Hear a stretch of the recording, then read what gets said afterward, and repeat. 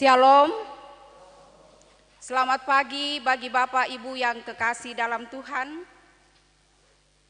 Sidang jemaat yang dikasihi Tuhan, marilah kita sujud menyembah, berlutut di hadapan Tuhan yang menjadikan kita, sebab Dialah Allah kita, dan kitalah umat gembalaannya, dan kawanan domba tuntunan tangannya. Mazmur 95 ayat 6 dan 7. Jemaat dengan penuh kasih dipersilahkan berdiri. Kita menyanyi dari Kidung Jemaat 242 ayatnya yang pertama dan ayatnya yang ketiga. Muliakan Allah Bapa.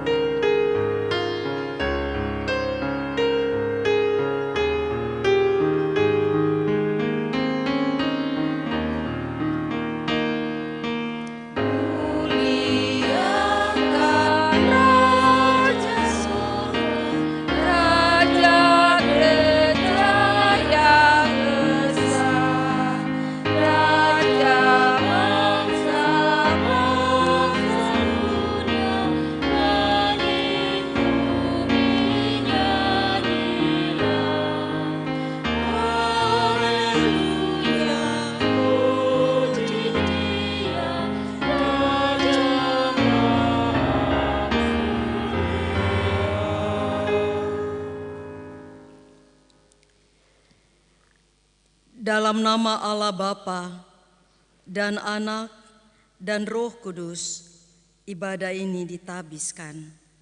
Amin.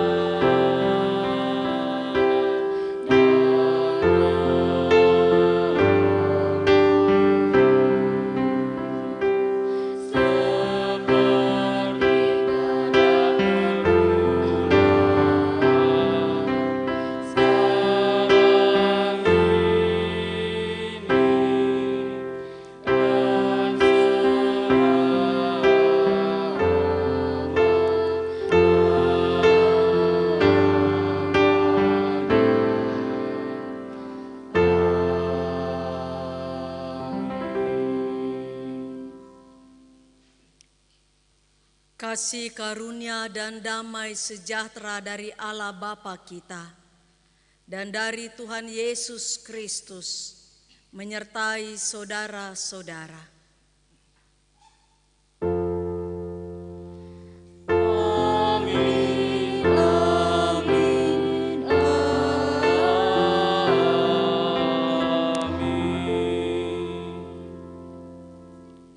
Bapak Ibu yang kekasih dalam Tuhan, kita akan masuk ke dalam nas pembimbing pada pagi ini, terambil dari Mazmur 85 ayatnya yang ke-9. Aku mau mendengar apa yang hendak difirmankan Allah. Tuhan, bukankah Ia hendak berbicara tentang damai kepada umat-Nya dan kepada orang-orang yang dikasihinya, supaya jangan mereka kembali kepada kebodohan? Dipersilahkan duduk.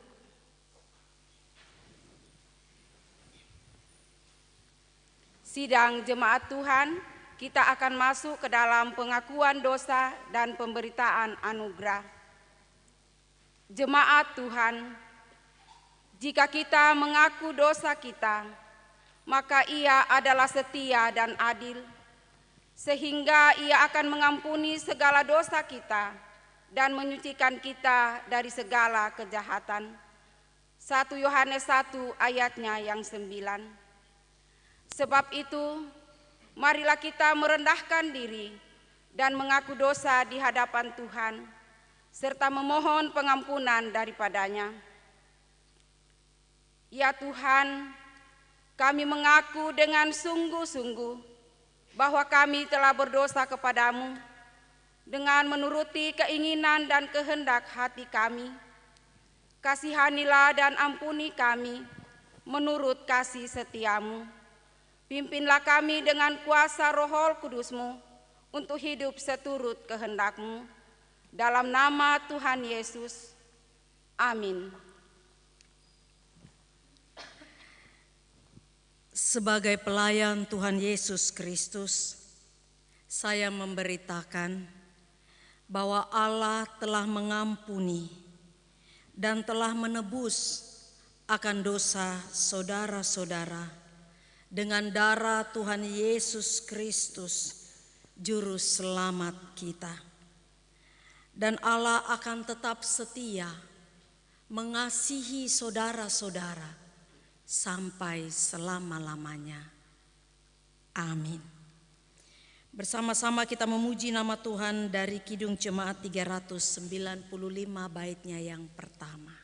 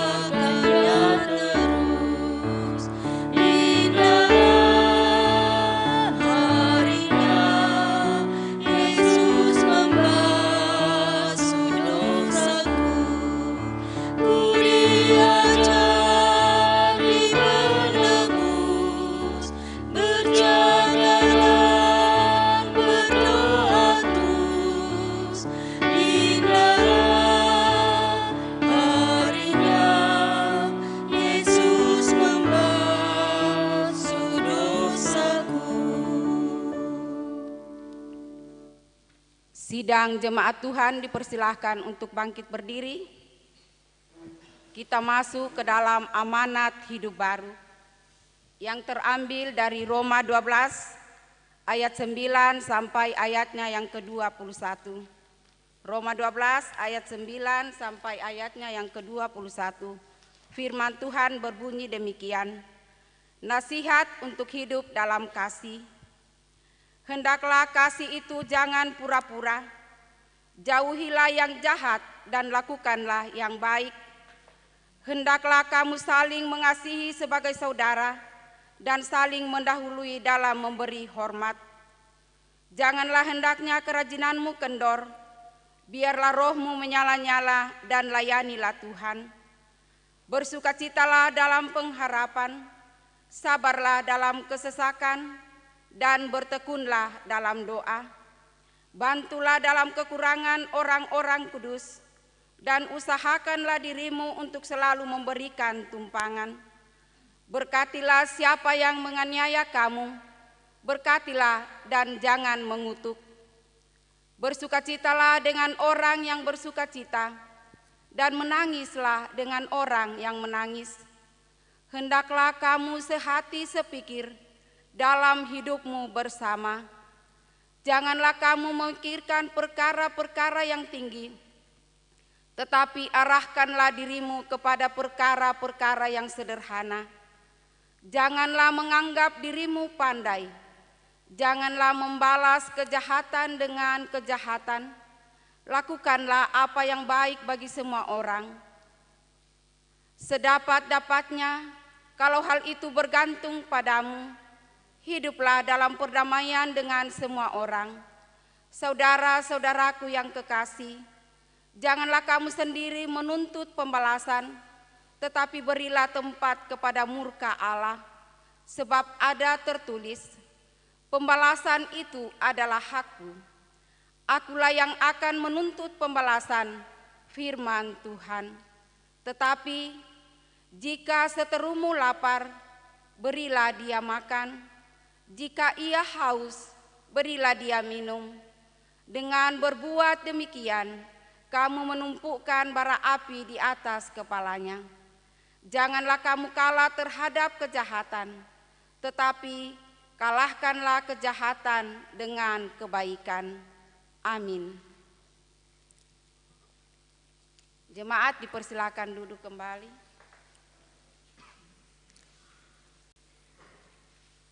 Tuhan menyertai saudara-saudara. Marilah kita berdoa untuk pembacaan dan perenungan firman Tuhan pada pagi hari ini. Bapa yang Maha Kasih, Bapa yang Maha Kuasa, kami menengadah kehadirat-Mu, mengucapkan rasa syukur dan terima kasih hantaran waktu yang telah Kau perkenankan bagi kami semua anak-anak-Mu untuk mengucap syukur dan berterima kasih atas segala sesuatu yang kami boleh alami untuk hidup bersama-sama dalam sebuah persekutuan. Dan ketika persekutuan ini akan membaca dan merenungkan firman-Mu, biarlah Engkau yang akan membuka hati dan pikiran kami, sehingga firman-Mu ini benar-benar boleh terpatri dalam kehidupan kami anak-anak-Mu. Ampunilah akan segala dosa-dosa dan kesalahan kami, sehingga kami boleh dilayakan, boleh dimampukan untuk terus boleh hidup di sekitar firman Tuhan. Di dalam nama Tuhan Yesus Kristus yang telah mengajar kepada kami semua anak-anak-Mu untuk berdoa. Bapa kami yang di sorga, dikuduskanlah nama-Mu, datanglah kerajaan-Mu, jadilah kehendak-Mu di bumi seperti di surga. Makanan kami yang secukupnya, dan ampunilah kami akan kesalahan kami, seperti kami sudah mengampuni orang bersalah kepada kami.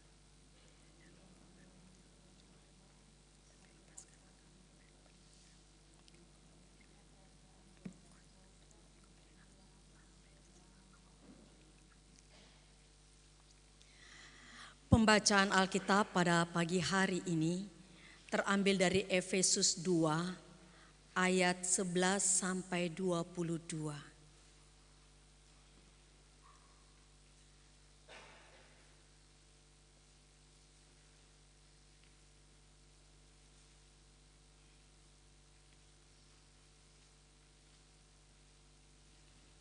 Demikian firman Tuhan. Dipersatukan di dalam Kristus. Karena itu, ingatlah bahwa dahulu kamu sebagai orang-orang bukan Yahudi, menurut daging yang disebut orang-orang tak bersunat oleh mereka yang menamakan dirinya sunat, yaitu sunat lahiriah yang dikerjakan oleh tangan manusia.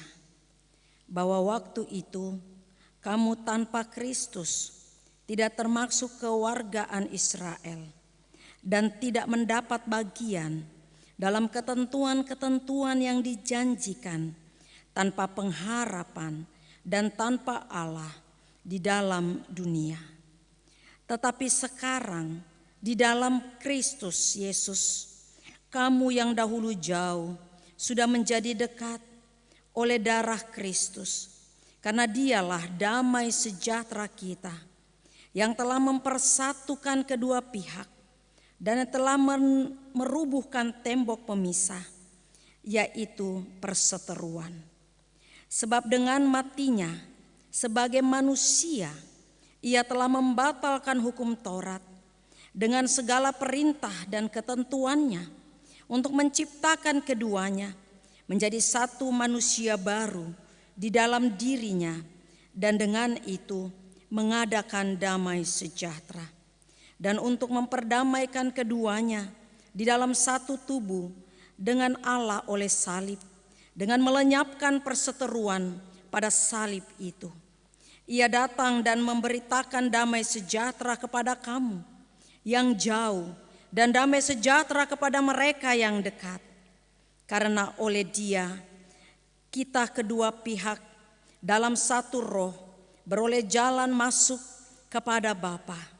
Demikianlah kamu bukan lagi orang asing dan pendatang, melainkan kawan sewarga dari orang-orang kudus dan anggota-anggota keluarga Allah yang dibangun di atas dasar para rasul dan para nabi, dengan Kristus Yesus sebagai batu penjuru. Di dalam Dia tumbuh seluruh bangunan rapi tersusun menjadi bait Allah yang kudus di dalam Tuhan.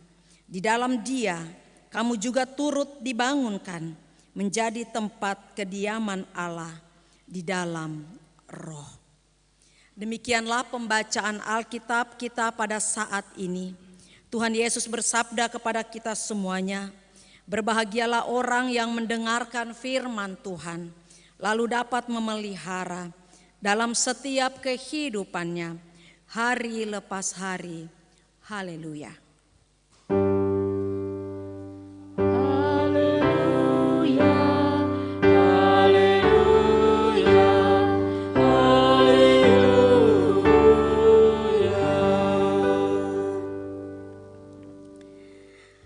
Shalom. Selamat pagi saudara-saudari. Tema kita pada pagi hari ini, satu gereja di atas satu alas. Saudara-saudari yang dikasihi Tuhan, apa yang sementara terjadi dengan orang-orang Yahudi yang berada di Efesus terhadap orang-orang non-Yahudi. Dalam pembacaan kita tadi, kita dapat melihat bagaimana orang-orang Yahudi terlalu mengeksklusifkan diri mereka. Mereka merasa bahwa merekalah yang paling benar karena mereka turunan Abraham, anak-anak Yakub. Mereka dipilih dan disayangi oleh Tuhan. Kita dapat baca dalam Ulangan 7 ayat yang ke-6. Mereka disunat sebagai tanda perjanjian. Itu kita dapat baca juga di dalam Kejadian 17. Dan hal-hal seperti inilah yang menjadikan mereka berbeda dengan orang-orang yang lain. Sehingga terjadilah dinding pemisah, tembok pemisah antara orang-orang Yahudi dan non-Yahudi. Atau mereka sebutkan sebagai orang-orang yang kafir. Orang kafir, saudara-saudari, sebagai orang yang tidak bersunat. Sunat itu adalah tanda lahiriah dalam pembacaan kita tadi. Tetapi Paulus mau menunjukkan bahwa ia tidak mementingkan sunat lahiriah. Yang dipentingkan adalah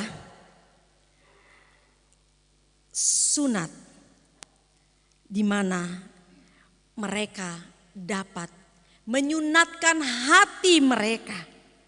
Roma 2 ayat 28. Saudara-saudari, dinding pemisah itu bisa terlihat dengan adanya orang kafir yang mereka sebutkan sebagai anjing oleh orang Yahudi. Mereka mengetahui bahwa hanya mereka saja, semua itu kafir.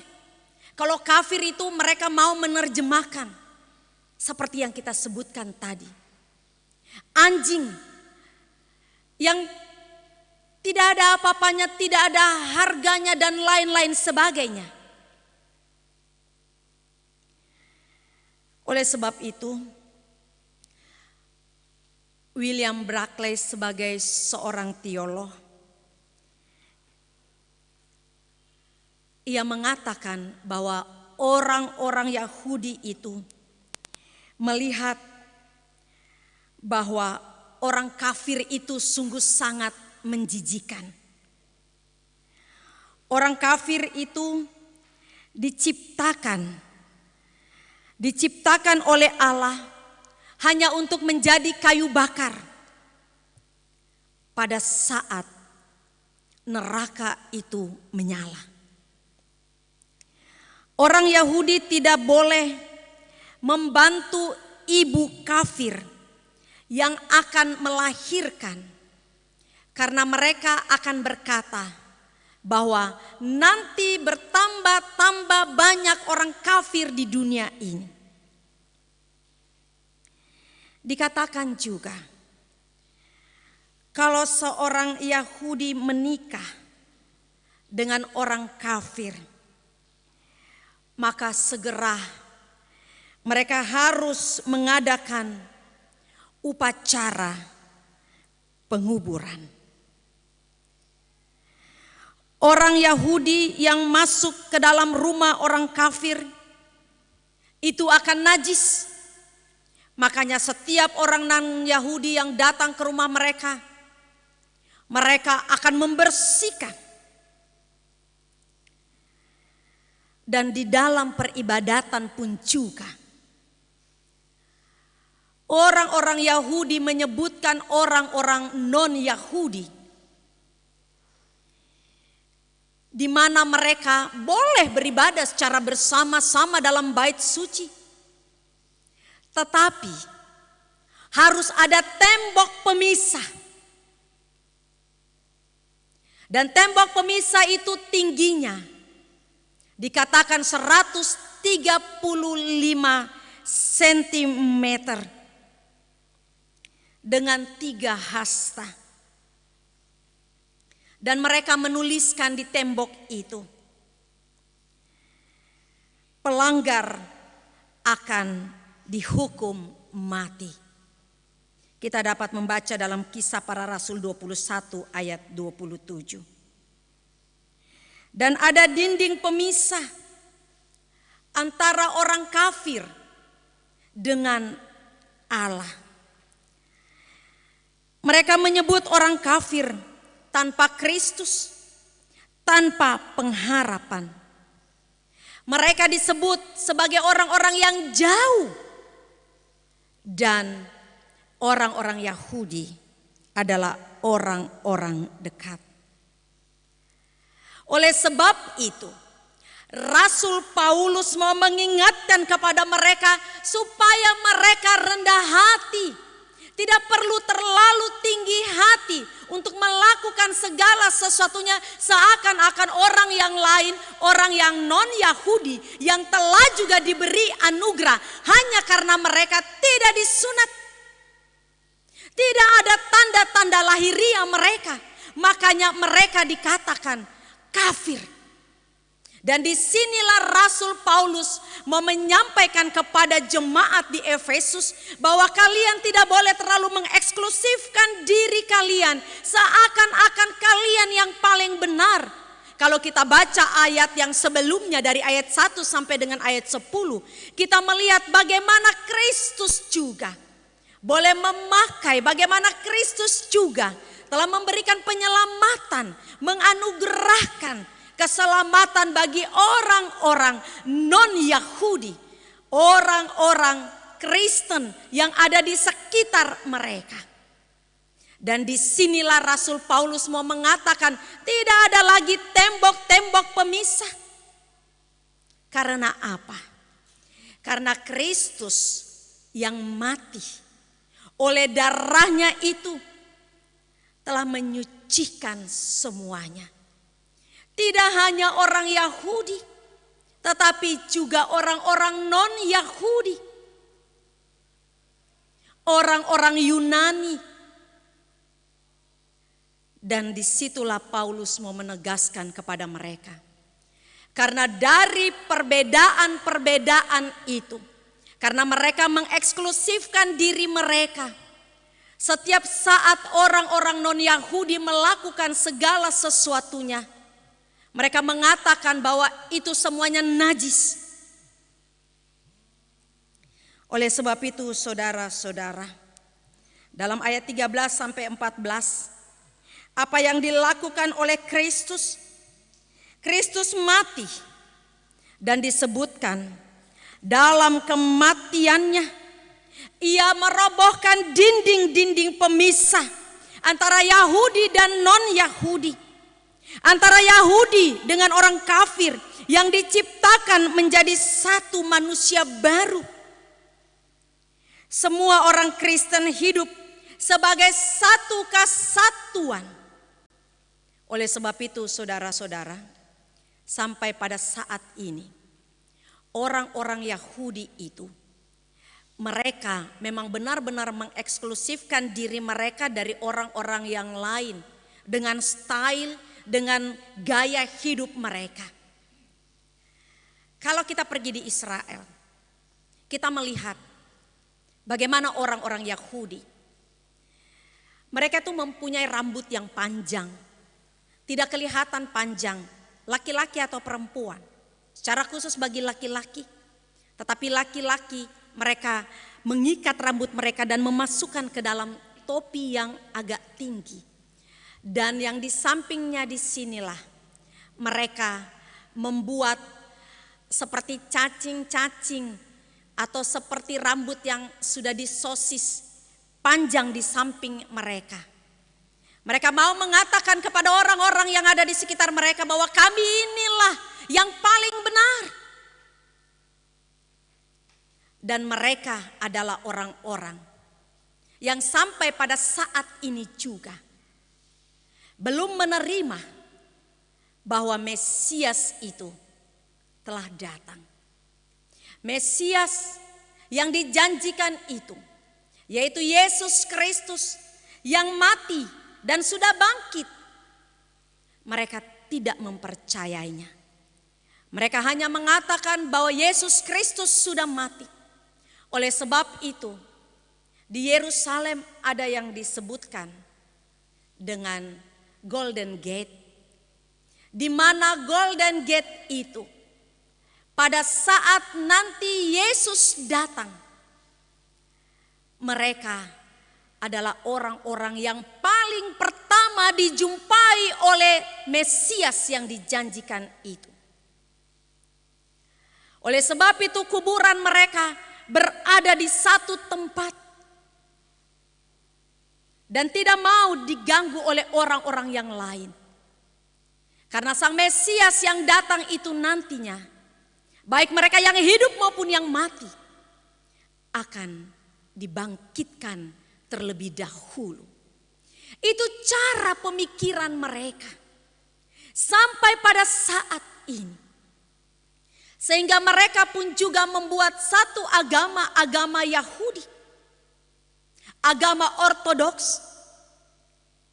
Dan mereka tidak mengakui orang-orang Kristen, apalagi denominasi-denominasi yang baru muncul pada saat ini. Oleh sebab itu saudara-saudara, Paulus benar-benar mau menyampaikan kepada jemaat bahwa tidak ada itu lagi. Tuhan telah datang dan Tuhan telah mengampuni dan menebus akan dosa-dosa kita dari kematiannya. Oleh darahnya Dia telah menyucikan kehidupan kita. Sehingga setiap orang tidak ada yang merasa bahwa dia yang paling benar. Sehingga tidak ada kelompok-kelompok yang merasa bahwa paling pintar, paling benar, paling suci. Tidak ada pribadi-pribadi yang mau mengatakan bahwa dirinya adalah orang yang paling benar karena sudah memasukkan persembahan syukur bulanannya dengan banyak. Karena rajin ke gereja. Bukan seperti itu. Itu memang adalah bahagian dari kehidupan kekristenan kita. Kita harus rajin ke gereja. Kita harus menyatakan rasa syukur dan sukacita kita melalui persembahan syukur kita. Jikalau kita membandingkan dengan Kristus yang telah menganugerahkan, yang telah merobohkan dinding-dinding pemisah, yang telah merobohkan akan kehidupan dari keberdosaan kita, dari kebejatan kita untuk menjadi orang-orang atau anak-anak Allah. Oleh sebab itu terus mau disampaikan. Paulus mengingatkan jemaat di Efesus, ingat baik-baik. Siapapun orang-orang non-Yahudi, mereka juga telah diselamatkan. Oleh sebab itu tidak ada lagi orang Yahudi, tidak ada lagi orang Yunani, tidak ada lagi orang yang dikatakan berdosa. Tidak ada kesenjangan-kesenjangan antara orang kaya dan orang miskin. Tidak ada lagi perbedaan-perbedaan. Sebagai orang yang percaya kepada Kristus, semua sama di mata Tuhan. Dan Paulus mau menekankan bahwa orang-orang Yahudi yang selalu menyatakan karena kami disunat sebagai tanda lahiriah mereka, sebagai orang yang telah mendapatkan perjanjian dengan Allah. Maka mereka yang tidak melakukan hal itu, mereka orang yang tidak benar atau orang kafir.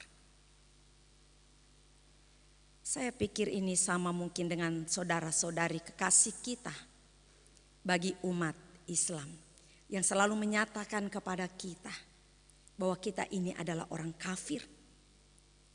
Sama dengan orang-orang Yahudi yang mengatakan kepada kita semuanya sebagai orang-orang kafir.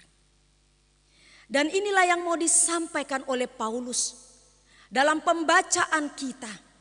Bahwa tembok-tembok pemisah itu telah diruntuhkan melalui kematian Kristus. Harga yang begitu mahal. Oleh sebab itu dikatakan bahwa kita semua ini adalah batu-batu penjuru dunia. Semua sama, yang tersusun rapi. Karena nabi-nabi dan rasul-rasul yang terdahulu telah melakukan pengajaran-pengajarannya bahwa tidak ada tembok pemisah. Sehingga semua yang selaku penjuru dunia ini, kalau disusun untuk membuat suatu bangunan, semuanya sama. Batu itu tersusun dengan rapi sehingga terjadilah bangunan bait suci yang semuanya sama.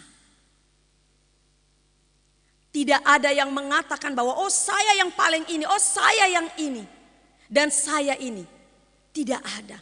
Tetapi kita semua sama di hadapan Tuhan untuk memberikan dan meresponi bahwa orang non-Yahudi pun telah diberikan anugerah seperti saya dan saudara. Di mana kita hadir selaku gereja. Gereja yang tidak mengeksklusifkan diri bahwa gereja kita adalah gereja yang paling besar. Bahwa gereja kita adalah gereja yang paling benar. Sementara gereja-gereja yang lain tidak. Kalau gereja kita yang paling besar memang Tuhan yang membesarkan, bukan karena siapa yang ada di dalamnya. Gereja menjadi besar dan kuat itu karena Kristus yang memperkenankan, sehingga tidak ada tembok pemisah antara gereja yang lain. Karena gereja yang besar akan menopang gereja-gereja yang kecil. Itu tugas dan tanggung jawab akan panggilan kita. Sehingga dalam bahasa Latin disebutkan maka kita akan tersusun dengan rapi. Oleh sebab itu, Ubi Christi, Ibi Ecclesia, yang berarti di mana Kristus ada, di situ gereja ada. Oleh sebab itu tidak ada gereja yang tidak penuh dengan kasih. Gereja itu penuh dengan kasih. Gereja itu penuh dengan damai sejahtera. Karena tembok pemisah, jurang antara keberdosaan kita dengan Allah telah diperdamaikan oleh Kristus melalui kematiannya. Dan di mana ada gereja, di situ ada Kristus. Ataukah juga di mana ada Kristus, di situ ada gereja. Sehingga gereja tidak pernah mementingkan akan kepentingan dirinya sendiri. Gereja harus menyatakan pergi keluar. Eklesia, Ibi Ecclesia, gereja yang harus keluar untuk memberitakan bahwa Ubi Christi, bahwa Tuhan Yesus itu, Kristus yang ada di satu tempat itu, dia akan pergi karena di situ ada gereja. Dan gereja yang hidup itu adalah saya dan saudara yang telah tersusun rapi untuk mau menyatakan damai sejahtera Allah oleh tuntunan Roh Kudus. Dan gereja dari berbagai kemajemukan yang ada di dalamnya. Dan kita harus tahu bahwa di mana-mana oleh almarhum Bapak Pendeta Armin Arere, dia sungguh-sungguh sangat dikenal sebagai mantan ketua sinode pada periode-periodenya yang lalu. Oleh seluruh gereja-gereja Indonesia, sungguh mengenal bahwa GEP Sultra adalah Indonesia mini yang terdiri dari berbagai suku-suku yang ada. Sehingga tidak ada lagi orang yang mau mengatakan saya orang Toraja, saya orang Tolaki, saya orang Jawa, saya orang Ambon. Tetapi kita semuanya sama dalam kehidupan untuk menyusun bangunan yang rapi ini, sehingga gereja yang rapi tersusun dari kemajemukan yang ada, dari orang-orang berbagai macam bentuk-bentuk potensi-potensi yang ada di dalamnya, tersusun rapi dan pergi keluar untuk menyatakan kuasa dan kasih Kristus, supaya mereka juga mengenal Kristus. Itulah yang mau dikatakan oleh Rasul Paulus. Bagaimana mungkin Kristus yang telah menyatakan anugerah kepada orang Yahudi juga, mereka mau mengeksklusifkan diri. Mereka juga siapa? Mereka juga adalah orang yang berdosa. Tetapi penebusan itu melalui perjanjian dengan Allah dinyatakan kepada mereka, sehingga mereka menjadi anak-anak Allah yang terlalu mementingkan kepentingan dalam keegoisan mereka selaku agama yang sungguh-sungguh sangat dipengaruhi oleh adat istiadat kehidupan mereka, sehingga hukum Taurat semakin bertambah-tambah dalam kehidupan mereka. Dan dalam pembacaan kita tadi dikatakan kematian oleh darah Kristus meruntuhkan akan hukum Taurat itu, sehingga hukum yang diperlakukan adalah hukum kasih. Kasih yang mengajarkan kepada kita semuanya. Kalau kita kasih, berarti bukan membiarkan sesuatu yang tidak baik terjadi. Kalau kita mengasihi, berarti kita kasih.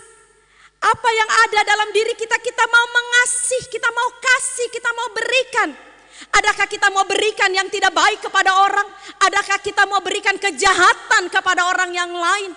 Kristus telah merubuhkan dan memisahkan kehidupan keberdosaan kita untuk menjadi orang-orang yang benar, sehingga kasih yang ada dalam kehidupan kita mau berikan kepada dia, sehingga dia tidak menjadi batu sandungan, sehingga dia tidak terjatuh karena kita mengasihi dia. Kita memberikan yang terbaik dari kehidupan kita. Saya selalu mengatakan bahwa kita ini adalah orang-orang yang berdosa. Tetapi apakah kita akan membuat terus dosa?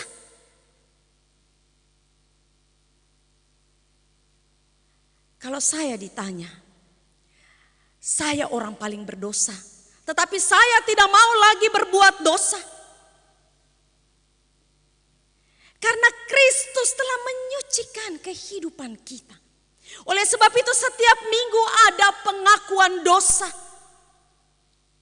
Setiap saat kita diajak, mari kita mengaku dosa kita.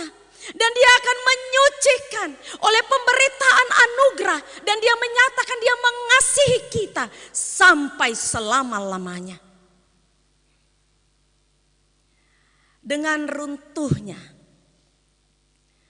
pemisahan-pemisahan dari kehidupan kita, kita menjadi manusia yang baru. Menjadi orang-orang yang baru. Yang diajak terus untuk menyatakan damai sejahtera Allah. Sehingga tidak ada lagi tembok pemisah. Karena kita telah disatukan dalam satu kesatuan yang diikat di dalam Kristus. Sebab itu saya dan saudara adalah orang-orang bersaudara. Gereja merangkul kita sebagai orang-orang yang mendatangkan damai sejahtera. Dan itulah Paulus menegaskan kepada jemaat di Efesus dan kepada kita semua di jemaat Ora et Labora. Tidak ada lagi dinding-dinding pemisah. Telah dirobohkan dan kita semuanya menjadi satu kesatuan yang terus mau saling menopang, saling mengasihi, saling mengampuni antara satu dengan yang lainnya. Sebutkan dalam hati kita, tidak usah kita ucapkan. Lalu kita menengok orang di sekitar kita bahwa kau adalah saudaraku. Katakan, kau adalah saudaraku. Terpujilah nama Tuhan Yesus Kristus. Amin.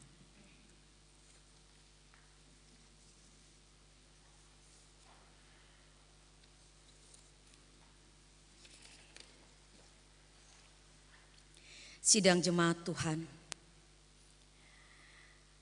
Setelah kita mendengarkan khotbah kita secara bersama-sama, kita mau mengikrarkan pengakuan kita. Pengakuan iman rasuli sebagai tanda bahwa Kristus telah merobohkan pemisahan dan kita satu bersaudara hidup di dalam Kristus. Saya persilahkan kita berdiri. Mari kita mengikrarkan pengakuan iman kita. Aku percaya kepada Allah, Bapa yang Maha Kuasa, Khalik langit dan bumi, dan kepada Yesus Kristus, anaknya yang Tuhan kita, yang dikandung daripada Roh Kudus, yang menderita di bawah pemerintahan Pontius Pilatus, disalibkan, mati dan dikuburkan, turun ke dalam kerajaan Bapa, hari ketiga, bangkit pula dari antara orang mati, naik ke surga, duduk di sebelah kanan Allah, Bapa yang Maha Kuasa, dan akan datang dari sana untuk menghakimi orang yang hidup dan yang mati. Aku percaya kepada Roh Kudus, gereja yang kudus dan am, persekutuan orang kudus, pengampunan dosa, kebangkitan daging, dan hidup yang kekal. Dipersilakan untuk duduk kembali. Tuhan menyertai saudara-saudara. Mari kita berdoa.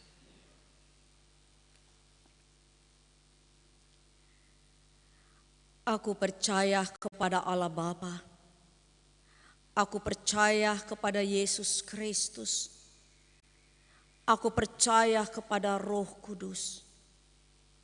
Menjadi pengakuan iman kami semua anak-anak-Mu. Anak-anak yang telah tertebus dari lumuran dosa. Anak-anak yang telah diberi jaminan kehidupan yang kekal. Kami sungguh-sungguh berterima kasih ya Tuhan. Sehingga kami selalu merasa bahwa kami tidak sendiri dalam menjalani perjalanan kehidupan ini.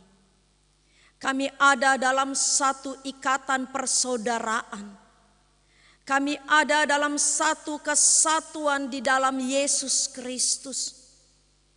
Sehingga kami anak-anak-Mu boleh semakin teguh dan boleh semakin kuat dalam kami menjalankan kehidupan kami. Karena kami tahu bahwa kami bersaudara satu dengan yang lainnya.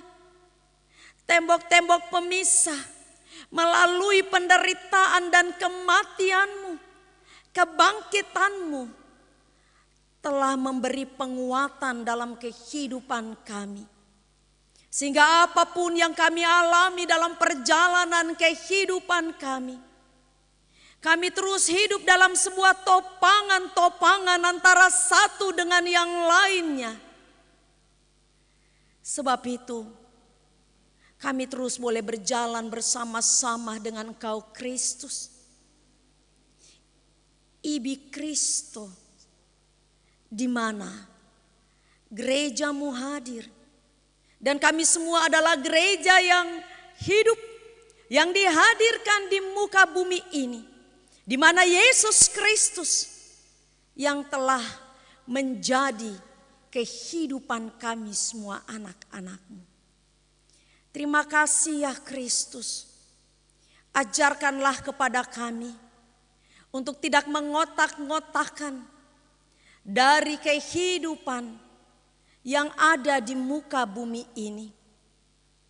Tetapi kami mau untuk terus menyatakan dengan cara pandang, cara pikir yang positif. Melihat segala sesuatunya baik.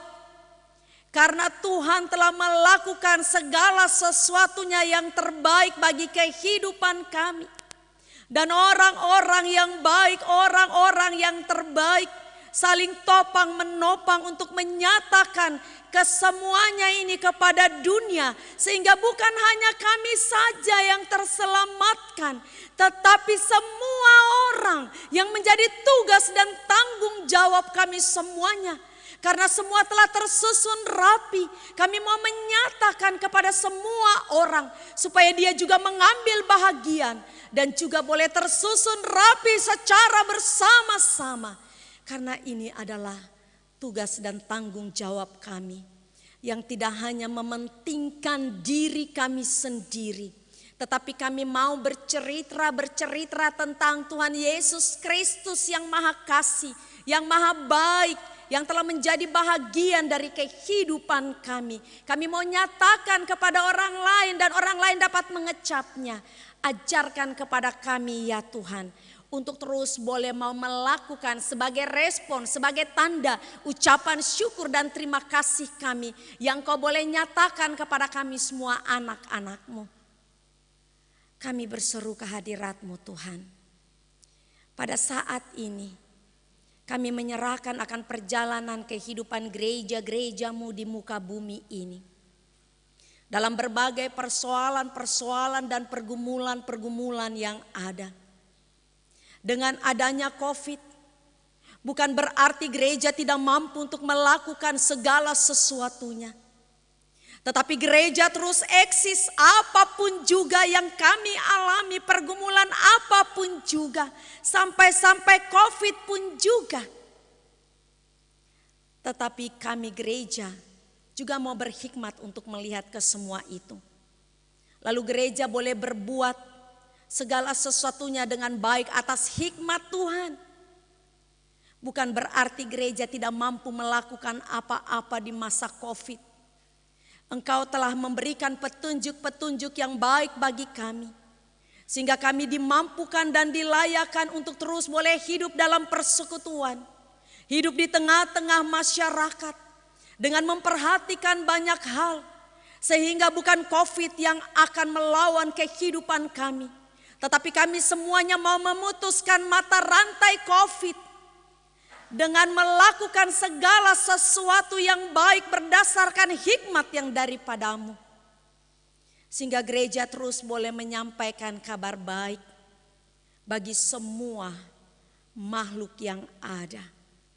Kami berseru kehadirat-Mu mengucapkan rasa syukur dan terima kasih atas ketambahan usia sepanjang minggu ini.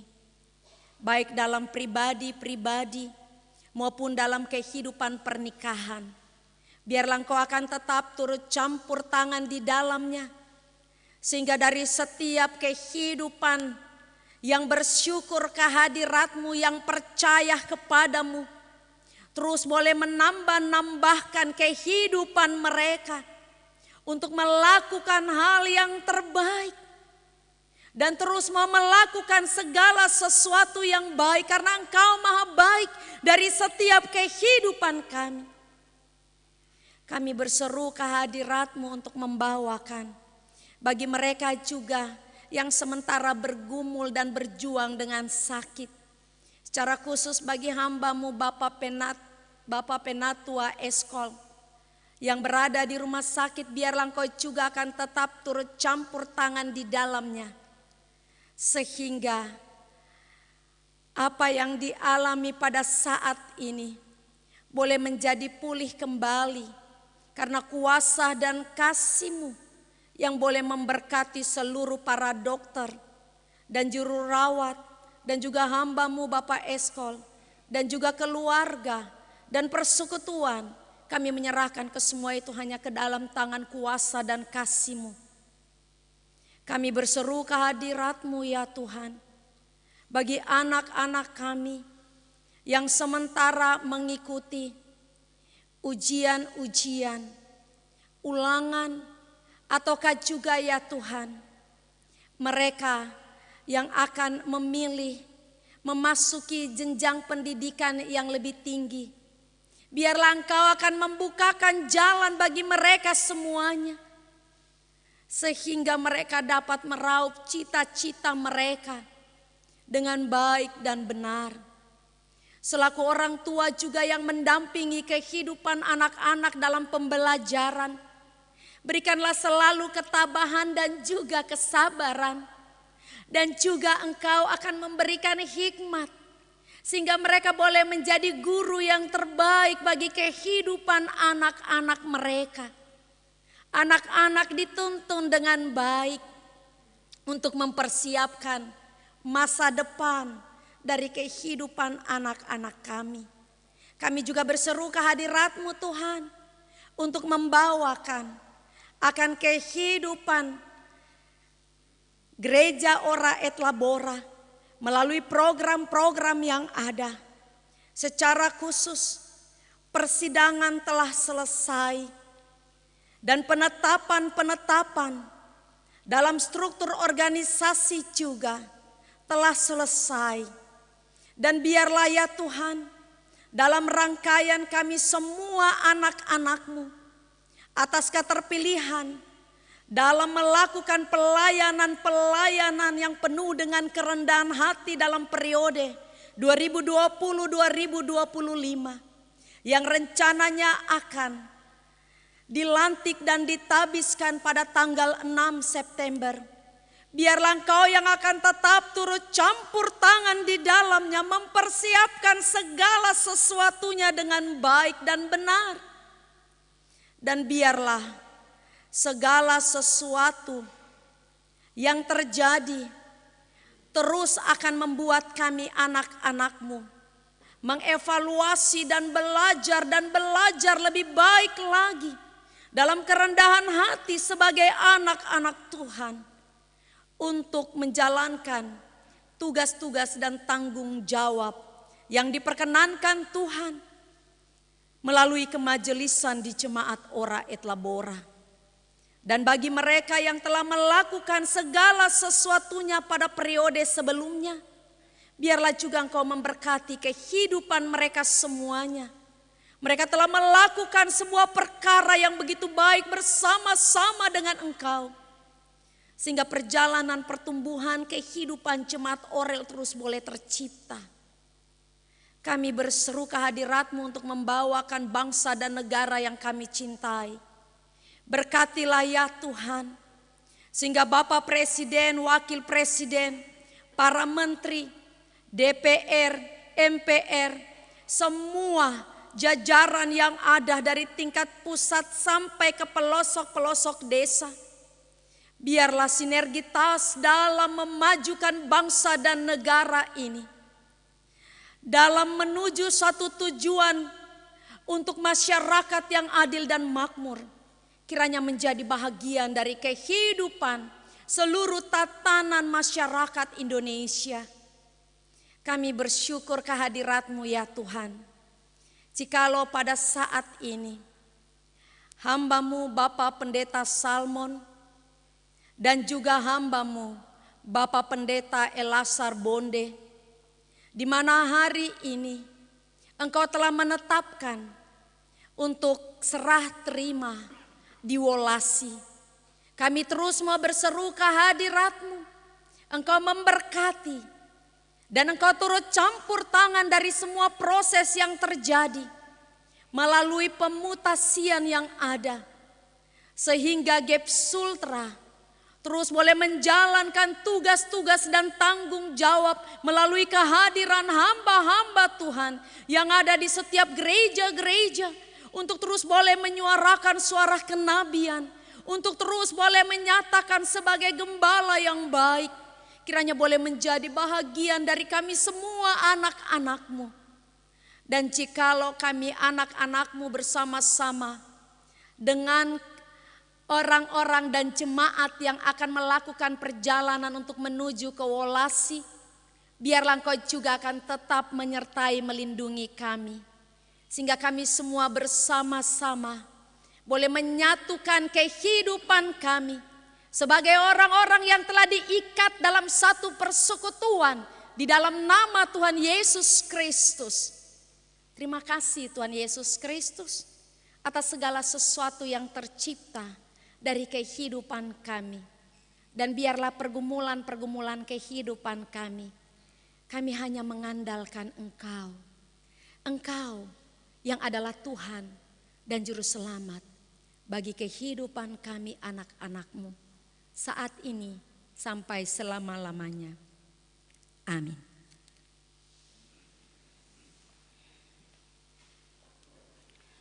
Bapak Ibu yang kekasih dalam Tuhan, kita akan membawa persembahan syukur kita kepada Tuhan.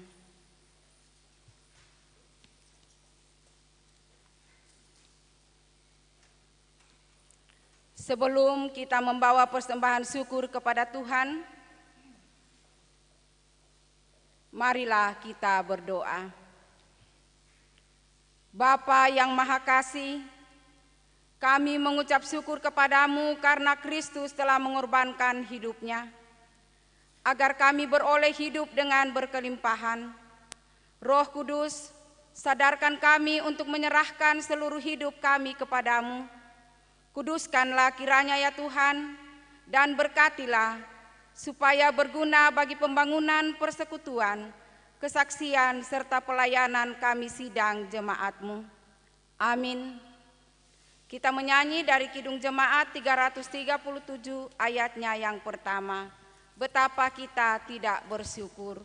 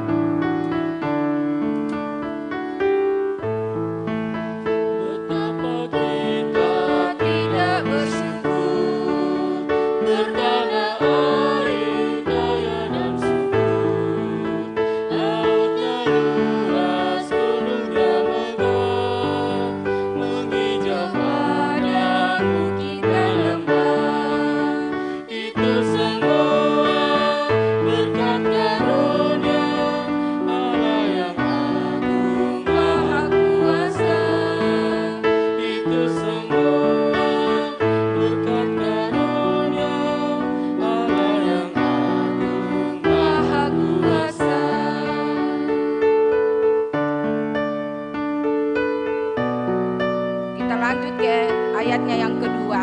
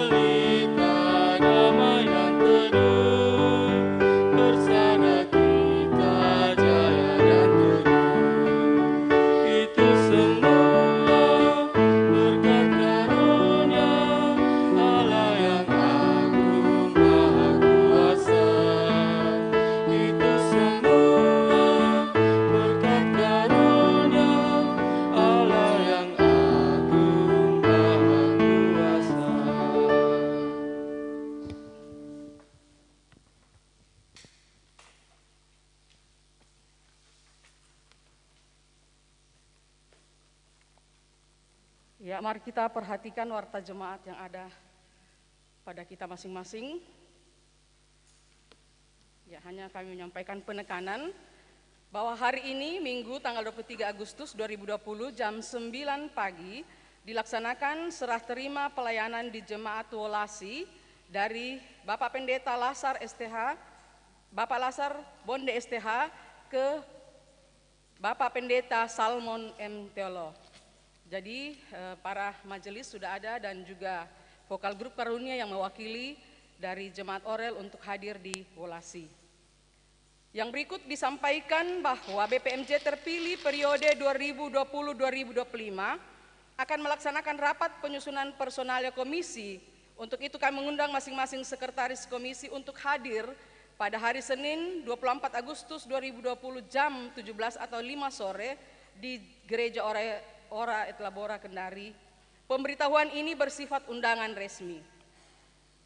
Berikut disampaikan pada penatua diaken BPMJ dan BP3J terpilih untuk menghadiri gladi persiapan pentabisan dan pelantikan yang akan dilaksanakan pada hari Sabtu 5 September 2020 jam 10 setelah ibadah tutup usbu. Pada ibadah pentabisan Minggu 6 September 2020, penatua dan diaken terpilih memakai jas hitam, sepatu hitam, dan dasi merah bagi bapak-bapak, dan pelantikan BPMJ dan BP3J menggunakan ketentuan dimaksud. Demikian pemberitahuan ini untuk menjadi perhatian. Yang berikut, yang hadir pada ibadah pagi ini, laki-laki 32 orang, perempuan 44 orang, dari jumlah keseluruhan 76 orang. Demikian warta jemaat, terima kasih, Tuhan Yesus memberkati. Sidang jemaat Tuhan, saya persilahkan berdiri, bersama-sama kita memuji nama Tuhan dari Kidung Jemaat nomor 252.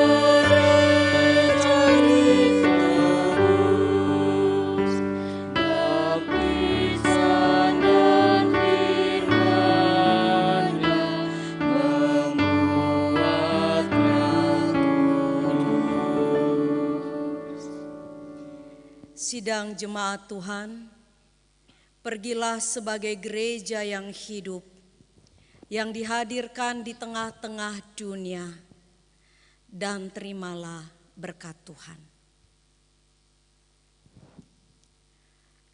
Tuhan memberkati engkau dan melindungi engkau. Tuhan menyinari engkau dengan wajah-Nya dan memberi engkau kasih karunia. Tuhan menghadapkan wajah-Nya kepadamu dan memberi engkau damai sejahtera.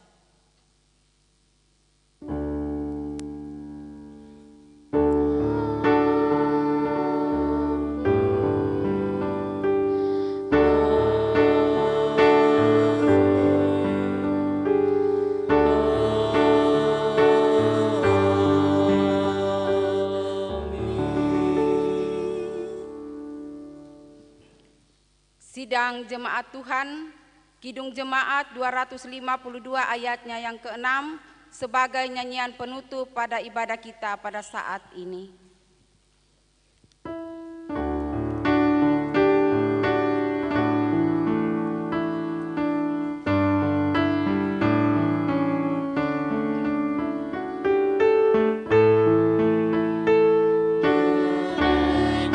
Yang di dunia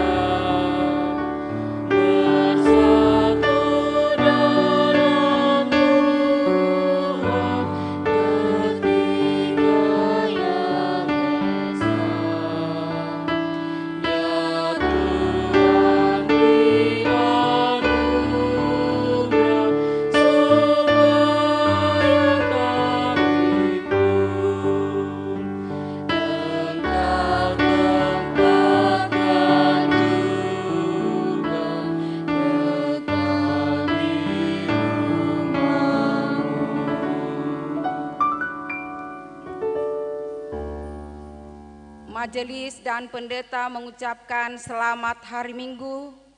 Tuhan Yesus memberkati kita semua.